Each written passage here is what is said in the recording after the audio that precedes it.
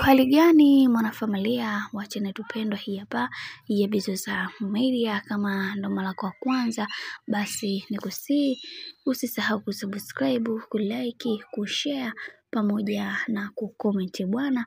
Baada ya kile kitu ambacho kilichoweza kutokea nchini Dubai, baada ya voice nyingi kuweza kuenea, Bibi Zuchu pamoja na mpenzi wake ambaye ni bwana mkubwa Diamond Platnumz, ikimuonesha Bibi Zuchu akimfokea sana bwana mkubwa Diamond Platnumz. Kiukweli hili kwa mama Dangote hakuweza kulichukulia simple, na leo hii yupo hapa kwa ajili ya kueleza kila kitu ambacho kilichoweza kutokea katika maisha yake.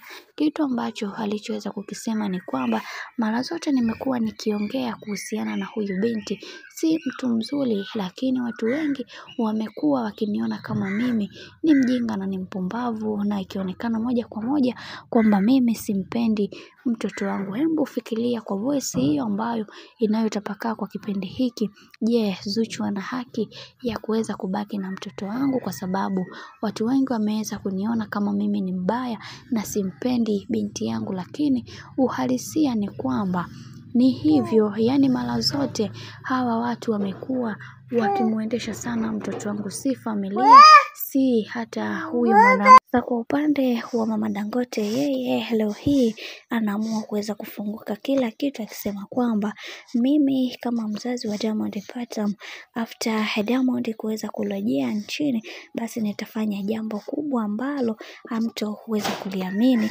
Na leo hii nataka kuambia kwamba atakapoweza kufika tu hapa, basi nafikiri ndoa yake yeye pamoja na Zuchu itakuwa imeishia hapo, kwani mimi sitaki kabisa masiala wala mzaa kwa mtoto wangu, kwani mtoto wangu ndio jicho langu kwa upande wangu, na sitaki kuweza kuona Diamond Platnumz akipitia mateso makubwa kwa sababu tu ya mwanamke. Mimi Diamond Platnumz nimeweza kumlea kwa shida. Sasa kwa hizi heka ambazo anazozipitia kwa mrembo Zuchu, kwa upande wangu sitamani kabisa kuweza kuziona, kwani Diamond ni mtoto wangu pendwa na natamani kuweza kuona akifanya vizuri zaidi katika maisha yake na katika kazi yake ya kimuziki. Na naamini kwamba Diamond Platnumz hakuwa mnywaji wa pombe kiasi hicho kupitiliza, ila najua kwamba Zuchu ndiye sababu kubwa ya mtoto wangu kuweza kufikia hatua hiyo. Amekuwa akimstress kila wakati mpaka inafika kipindi anaamua ni vyema akapata pombe ili mradi aweze kulizisha na au kuponzisha akili yake. Na kuna posti ambazo naziona zikimuonesha bibi Zuchu anasema kwamba Diamond Platnumz ameweza kumbadilisha kwa kiasi kikubwa. Hicho kitu hakipo, bali yeye ndiye ambaye aliyemfanya mtoto wangu mpaka wakati huu ameweza kuharibika kabisa kisaikolojia, na anajua ni kitu gani ambacho anachokifanya. Kiukweli naumia kuweza kuona mtoto wangu anapitia maumivu makubwa ambayo mimi kama mzazi wake sitamani kuweza kuona akayapitia haya yote. Kiukweli naumia sana, na sitamani kuweza kuona wazazi wenzangu na wao wakiumia kama hivi ambavyo ninavyoumia mimi.